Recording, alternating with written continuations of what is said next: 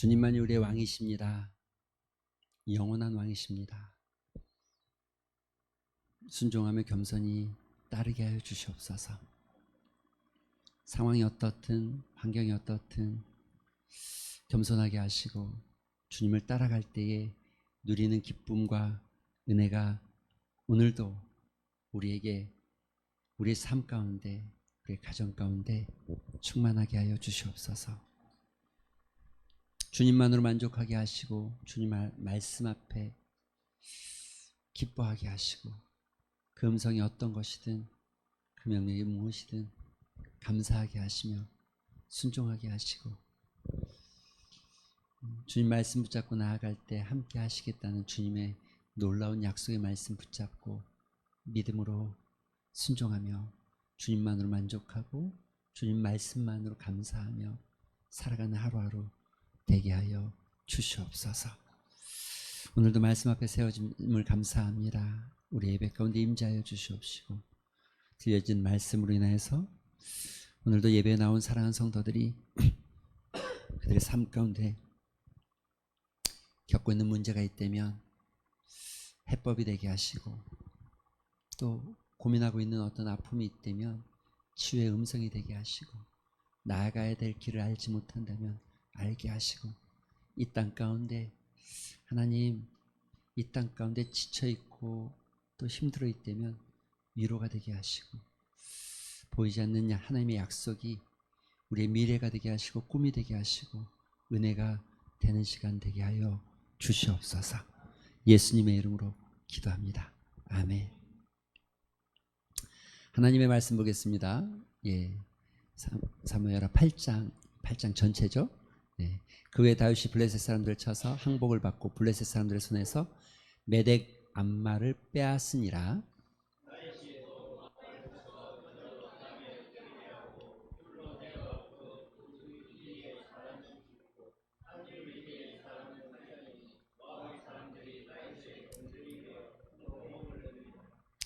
르홉의 아들 소바왕 하닷 에셀이 자기 권세를 회복하려고 유브라데 강으로 갈 때에 다윗이 그를 쳐서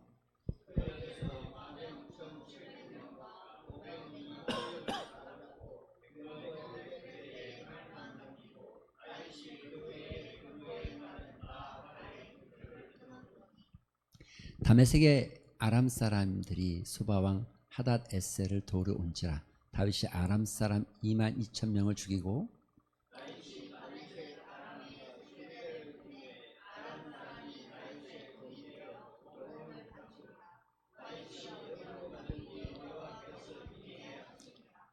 다윗이 하닷 에셀의 신복들이 가진 금 방패를 빼앗아 예루살렘을 가져오고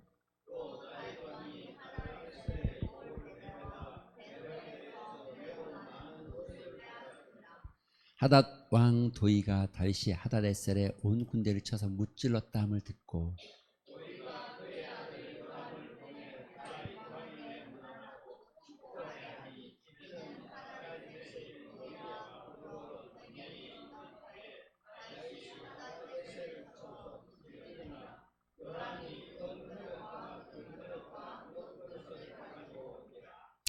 다윗 왕이 그것도 여호와께 드리되 그가 정복한 모든 나라에서 얻은 은금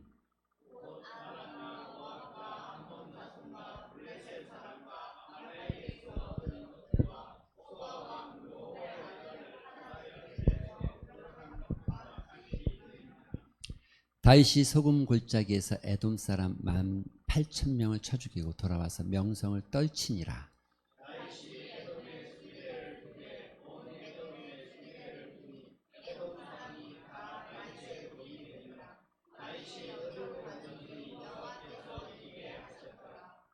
다윗이 온 이스라엘을 다스려 다윗이 모든 백성에게 정의와 공의를 행할세.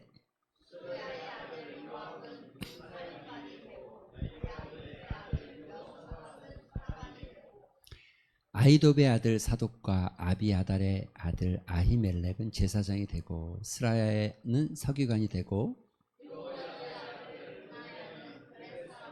블레셋 사람을 관할하고 다윗의 아들들은 대신들이 되니라. 아멘. 할렐루야. 할렐루야.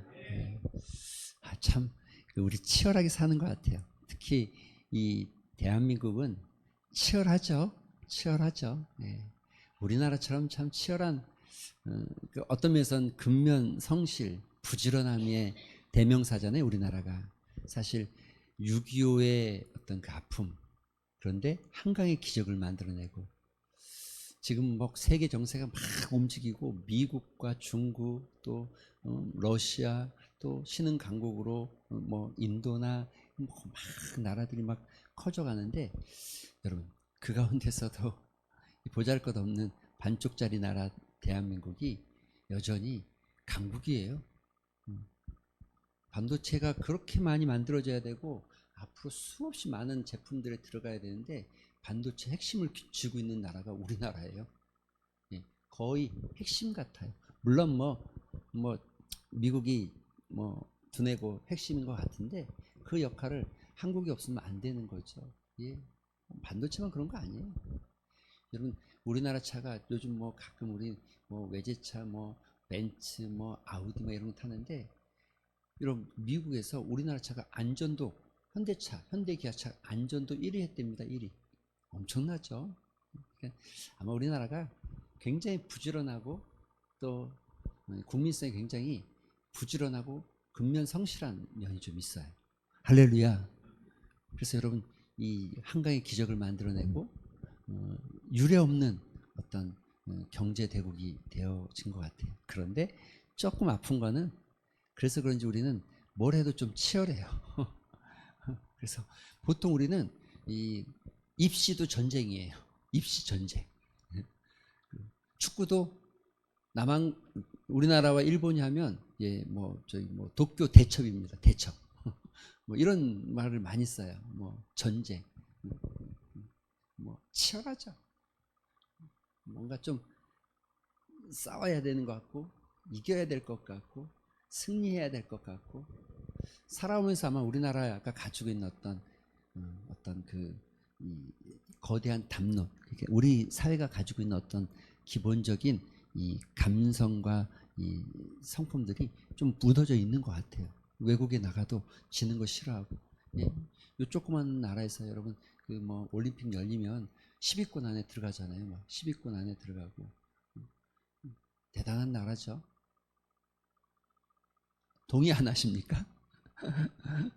그런데 이렇게 대단한데 그래서 우리 맨날 매일매일 승리하기 위해서 한 걸음 한 걸음 내딛고 오늘도 치열하게 살아가고 진주는 좀 나은 것 같아요. 예. 약속 시간을 잡아도 뭐 한 어디를 잡아도 한 20분이면 대부분 가니까 좀 여유 있게 일어나고 여유 있게 나갈 수 있는데 서울은 기본적으로 1시간이잖아요. 출근하는데 2시간 막 이렇게 걸리는 데도 많아요. 지하철 가면 엄청 분주해요.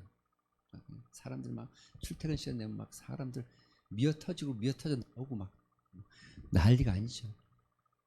어떻게 하든지 성공하고 어떻게 하든지 한 발이라도 앞서가고 어떻게 하든지 승리하고 어떻게 하든지 다른 사람보다 조금 더 나아가려고 하는 모습들이 있어요. 이건 그리스도인들도 마찬가지인 것 같아요. 그래서 우리는 하루하루가 좀 어떻게 보면 전쟁을 치르는 것 같고 날마다 싸우는 것 같고 그런 삶들이 이어지는 것 같아요. 더군다나 그리스도인들은 영적 싸움 있잖아요. 영적 싸움. 할렐루야. 여러분 오늘 영적 싸움 가운데 승리하셨습니까? 오늘도 여러분 믿음으로 잘 이기시고 하나님의 말씀 앞에 부끄럽지 않게 잘 쓴 것 같으십니까? 오늘도 하나님께서 여러분의 심령 가운데 어떤 음성을 자꾸 들려주는데 외면하고 사탄의 유혹이나 내 마음의 어떤 미혹에 넘어져서 에이 안 해도 괜찮아 에이 괜찮아라고 무시해버린 건 혹시 없으십니까?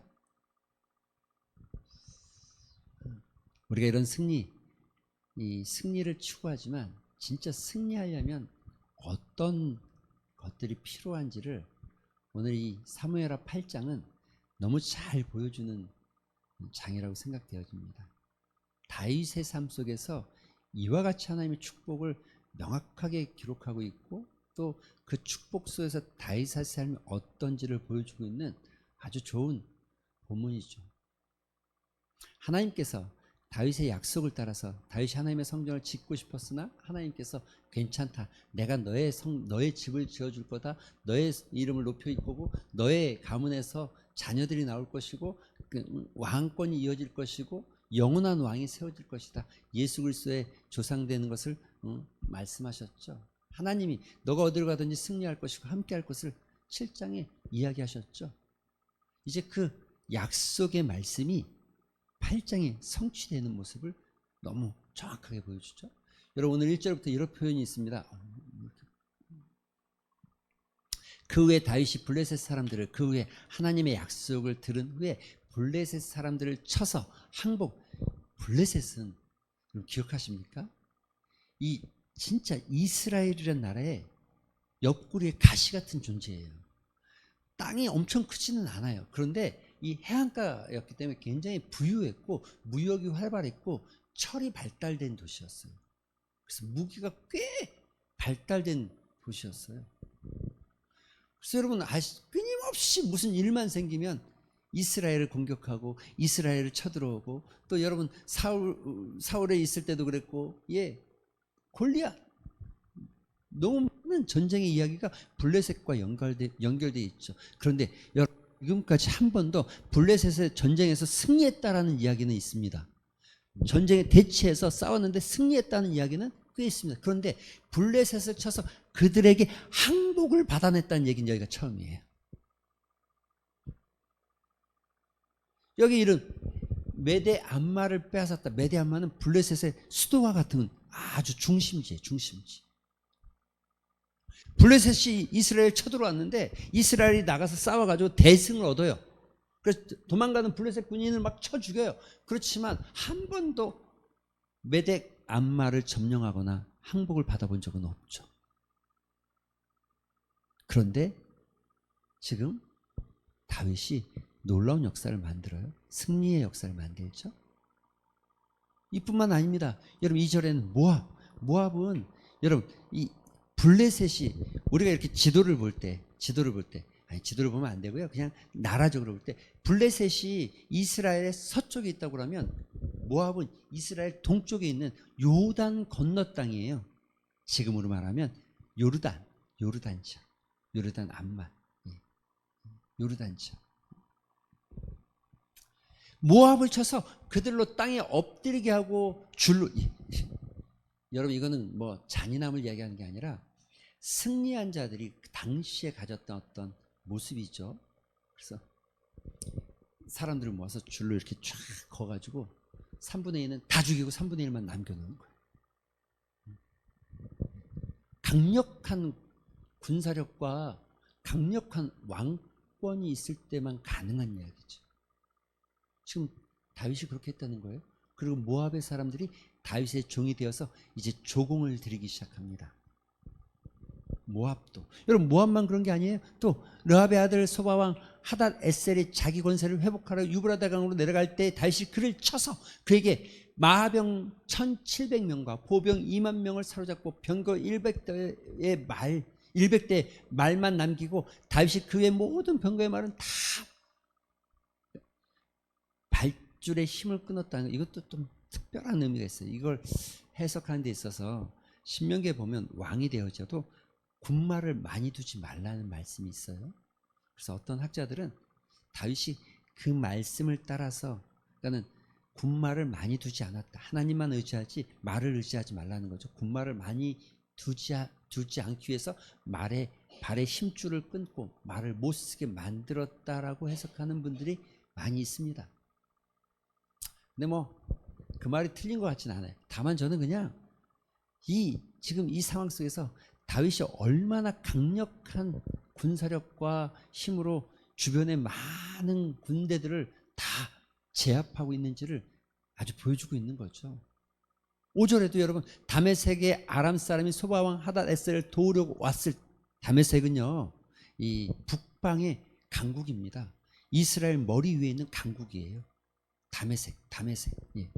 그리고 그 아람 사람들은 늘 강한 나라죠. 나중에 이 아람과 다메섹 이 위쪽으로 아수르가 발방하는데 이 아수르가 이 다메섹 사람 뭐 이렇게 보기도 하고 뭐 좀 그렇게 봅니다. 어쨌든 그들이 내려와서 도왔으나 다윗이 아람 사람 2만 2천 명을 죽이고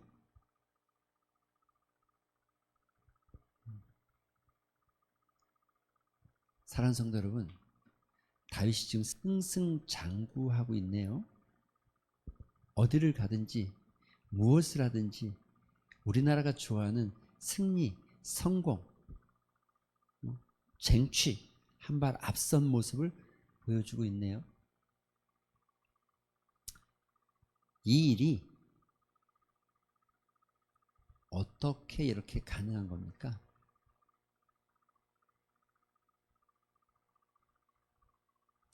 승리의 비결은 여러분, 하나님의 약속을 붙잡을 때 일어나는 겁니다. 이걸 보여주고 있는 거예요. 다른 말로 하나님의 약속은 반드시 그렇게 되어진다. 반드시 그렇게 성취되어진다. 그래서 6절에 보면 이렇게 고백해요. 다윗이 다메섹 아람의 수비대를 두매 아람 사람이 다윗의 종이 되어 조공을 바치니라. 다윗이 어디로 가든지 여호와께서 이기게 하셨다. 할렐루야. 어디로 가든지 그의 승리의 조건에는 하나님이 함께 하셨고 이기게 하셨기 때문이라는 거예요. 자주 그런 얘기를 했죠. 여러분, 옛말에도 부자는 하늘이 나아야 된다고 그랬어요. 우리가 어떤 일을 해도 운이 따라야 된다, 막 이런 얘기를 해요. 운이 따라야. 운. 여러분, 이 말에 운이다, 하늘이 도와야 된다, 이것까지는 제가 동의할 수 없지만 한 가지는 동의할 수 있는 게 있어요. 뭡니까? 우리 뜻대로 되는 게 아니잖아요. 그렇죠?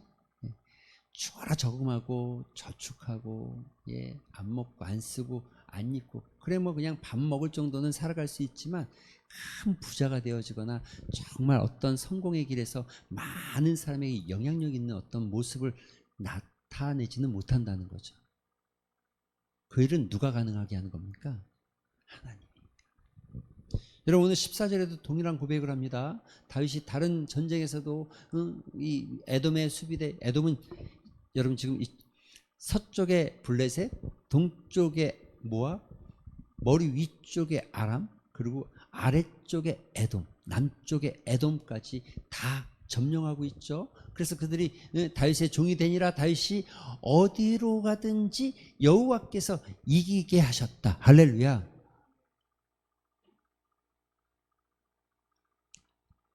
우리의 기도가,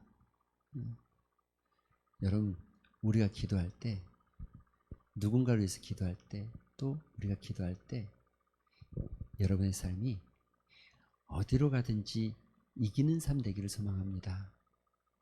그러나 어디로 가든지 이기는 삶 되기 위해서 하나님의 약속을 붙잡는 삶 되기를 소망합니다. 승리의 비결은 우리가 노력하고 애쓴다고 해서 되어지지 않잖아요. 우리 생각대로 되어졌으면 여러분, 이 땅 가운데 소위 말하는 노숙자나 실패자나 또는 뭐 좀 표현이 그렇지만 거렁뱅이나 존재할 수가 없습니다. 그들도 태어나면서부터 거렁뱅이를 꿈꾸거나 노숙자를 생각해 본 적이 없습니다. 우리 모든 인생에는 하나님께서 허락하셔야 합니다. 그렇다면 한 가지 또 놀라운 진리가 있죠. 비록 엄청난 승리를 우리가 하지는 못했지만 여러분의 삶이 오늘과 같은 삶이 되어졌다는 것은 여러분, 하나님의 은혜임을 기억하시기 바랍니다. 오늘도 내가 살아왔고 삶의 자리에서 이만큼 살게 하신 것이 하나님의 도우심이고 우리와 함께 하심인 줄을 믿으시기 바랍니다. 자, 여러분, 여기에 두 번째 이야기가 있어요. 다윗이 이 놀라운 축복을 받게 되어지죠. 그리고 나서 다윗이 이렇게 말합니다. 여러분, 11절 말씀은 참 다윗의 마음이 어떤지 여러분 한번 위에부터 제가 읽어볼게요. 그 중간부터. 무난하고 축복하게 한 이내 하닷에셀이 도의와 더불어 전쟁이 있을 터에 다윗이 하닷에셀 치스무치를 요담이 금그릇과 금그릇 녹그릇을 가지고 온지라. 그런데 이렇게 돼 있어요. 다윗 왕이 이것을 하나님께 드렸다가 아니라 이것도 하나님께 드렸다 해요. 이해가 되십니까? 하나님은 다윗을 축복하고 다윗에게 승리의 은혜를 주시고 축복의 은혜를 주시고 다윗은 그 은혜 가운데 주어진 하나님의 축복 가운데 전리품을 자기 것으로 취하고 자기 안에 취해도 전혀 무방한데 그러나 그것도 하나님께 드렸다. 여러분, 그가 정복한 모든 나라에서 얻은 것들을 하나님께 드렸다. 이게 다윗의 신앙이죠. 이게 다윗의 믿음이죠. 이게 다윗이 하나님의 은혜를 누리는 방편이죠. 이게 다윗이 축복받는 비결이죠. 이게 다윗이 어디로 가든지 이기게 하시는 하나님과 동행하는 비결이죠.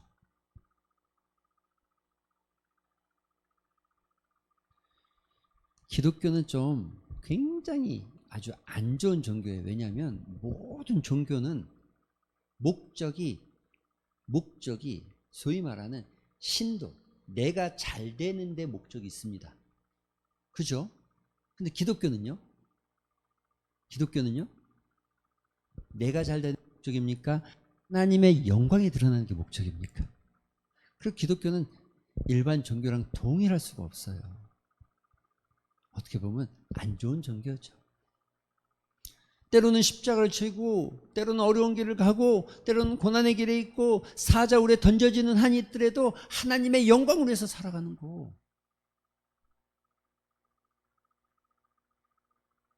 때로는 축복이 아니고 때로는 환난과 고난이 와도 하나님의 영광을 위해서 살아가는 거. 그게 기독교의 가치잖아요. 가치.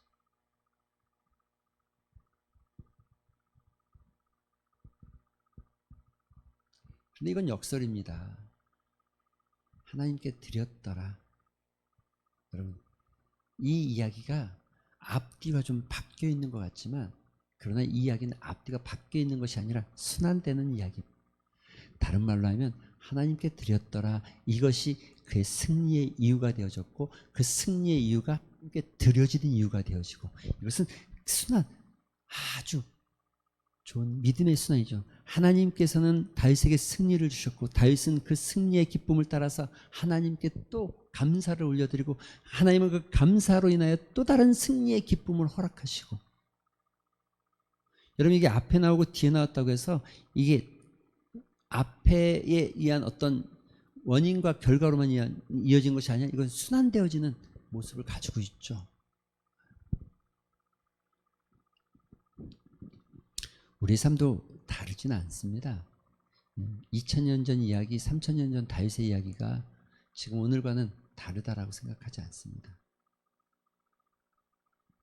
하나님께서 승리를 주셔야 한다면 여러분 그 주신 은혜에 따라서 나의 편리함과 나의 편안함과 나의 영광만을 추구하는 것이 아니라 정말 하나님께 드리는 것. 여러분 우리 다 그런 고백하잖아요. 이건 그냥 만고불변의 진리고 공리 아닙니까? 공리. 빈손으로 왔다가 빈손으로 가는 게 인생이라는 거. 아무것도 내게 없다는 거. 가질 수 있는 게 없다는 거. 가질 수도 없고 가져갈 수도 없고 결국은 우리는 빈손이라는 거죠. 그래서 인생을 살면서 느끼는 게 뭐냐면 나이가 들 때는 내 것을 가지려고 엄청나게 노력합니다. 그래서 어려서는 빨리 어른이 되고 싶고 빨리 내 방을 갖고 싶고 빨리 내 차를 갖고 싶고 빨리 내 집을 갖고 싶고 빨리 내 남편, 내 아내, 내 가족을 만들고 싶고 내 자녀를 만들고 싶고 빨리 내 통장을 만들어서 부하게 되고 싶고 내 거를 계속해서 만들어가는 인생이죠. 그런데 어느 시점이 딱 되어지면 이제 깨닫기 시작하죠. 인생, 이건 신앙과 상관없이 깨닫는 거예요. 근데 그걸 깨닫지 못하고 사는 사람은 결국 스크리지처럼 인생이 비참해지는 거죠. 아, 살다 보니까 이게 자녀도 내 건 줄 알았는데 내 게 아니고,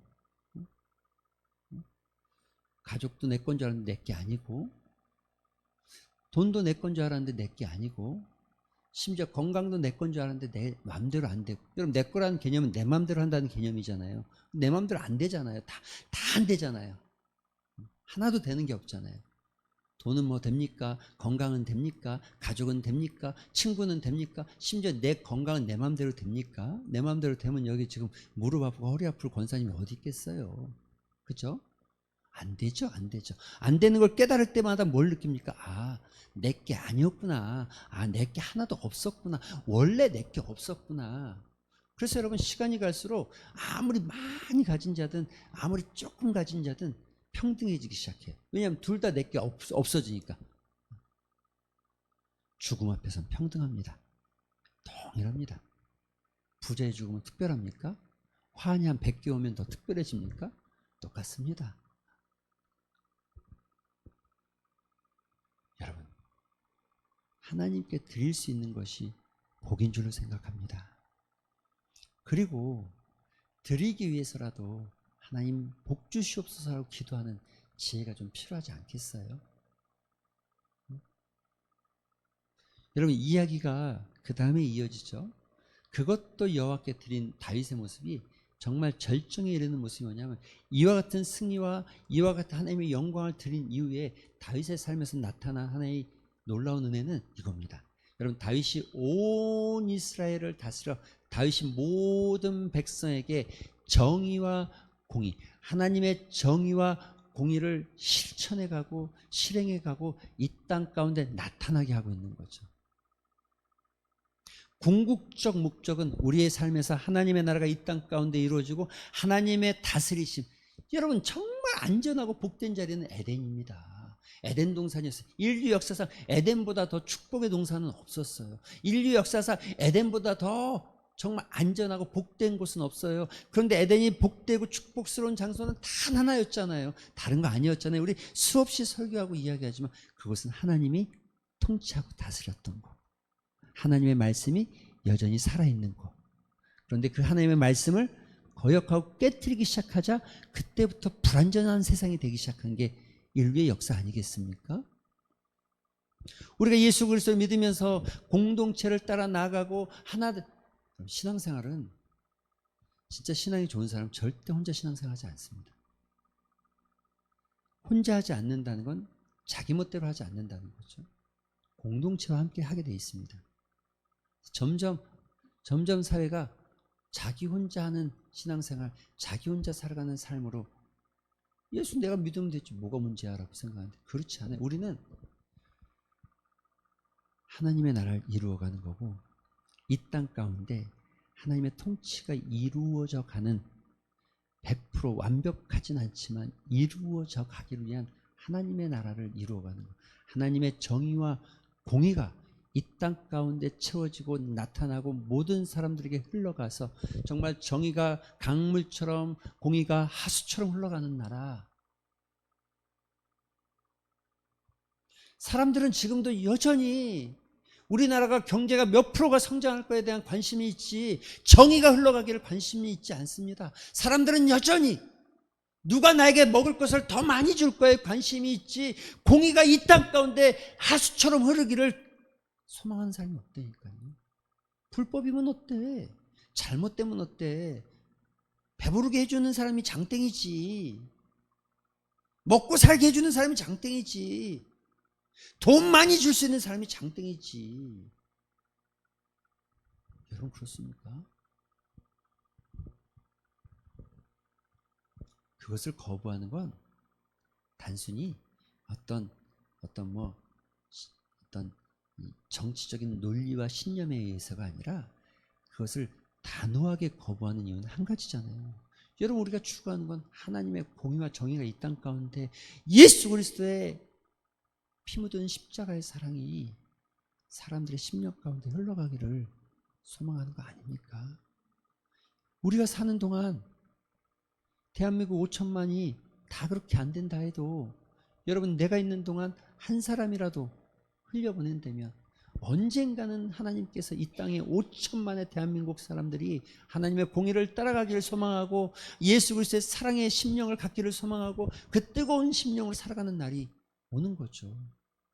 내가 지금 봐도 아무리 봐도 내가 노력해도 안 될 것 같으니까 아예 지레짐작 포기하는 인생이 아니라 하나님께서 여러분 우리를 사용하시는 게 우리를 통해서 이 땅에 5천만을 바꾸실 수도 있지만 지금 여러분을 통해서 한 사람을 바꾸는 거, 그 한 사람에게 흘려보내는 거, 그 한 사람에게 하나님의 공의와 정의가 나타나길 소망하는 거, 이거 하나가 세상을 바꾸는 단초가 됩니다.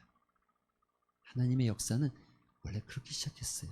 세상을 변화시키기 위해서 하나님이 선택한 방법은 12 제자였습니다.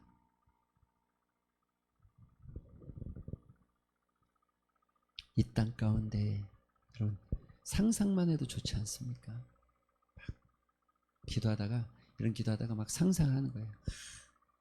저는 그럴 때가 있거든요. 그럼 그 상상만 하는 것도 막 너무 기뻐요. 막 너무 좋아요. 좋지 않습니까?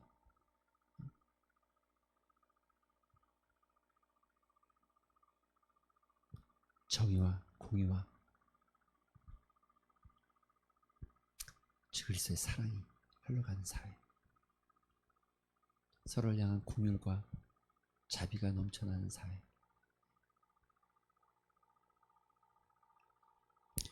여러분 다윗은 하나님이 주신 은혜에 따라서 바로 이와 같은 삶의 목적을 가지고 다스리고 있다는 것. 이후에 나오는 모든 제도들도 여러분 지금 현재의 모습들은 다윗이 하나님의 공의와 정의가 이 땅 가운데 실현되기 위한 하나님이 주신 지혜에 따라서 제도를 세워가고 있는 모습을 이야기하고 있죠. 그래서 다윗이 어디로 가든지 그는 승리할 수밖에 없었고 하나님께서 그를 이기게 하실 수밖에 없었는데 그는 어디에서 승리를 얻든 그 승리의 기쁨을 하나님께 돌리기를, 하나님께 드리기를 기뻐했고 그 예물을 제물을 하나님께 감사하기를 기뻐했고 그 어디를 가서 승리해도 그 땅 가운데 하나님의 공의와 정의가 실현되어지고 그리스도의 사랑이 흘러가기를 소망하는 것. 작은 승리. 근데 이게 경험상 작은 게 안 되면 큰 것도 안 되더라고요. 그래서 여러분 작은 일에 충성한 자가 큰 일도 하게 되는 거잖아요. 작은 게 안 되면 결국 큰 것도 안 되더라고요. 근데 이게 성경에 나와 있는 진리이지만 일반적 진리도 똑같습니다. 이건 그냥 하나님께서 세우신 보편적 진리 안에 다 있는 거죠. 우리가 다 이런 말 하잖아요. 될성 싶은 나무 떡잎부터 알아본다. 예. 하나를 보면 열을 안다. 이거 뭐 저만 아는 얘기처럼 그렇게 하십니까? 다 아는 얘기잖아요. 이거 하나님께서 보편적 진리예요. 하나님도 예수님도 그렇게 말하는 작은 일에 충성한 자에게 큰 것을 맡기겠다. 여러분의 삶에 승리가 일어나길 소망합니다. 날마다 승리하길 소망합니다. 날마다 하나님의 은혜가 채워지고 날마다 하나님의 말씀의 은혜 가운데서 하나님께 감사를 올려드리고 하나님의 공의가 실현되어져 가는 삶, 조금씩이라도.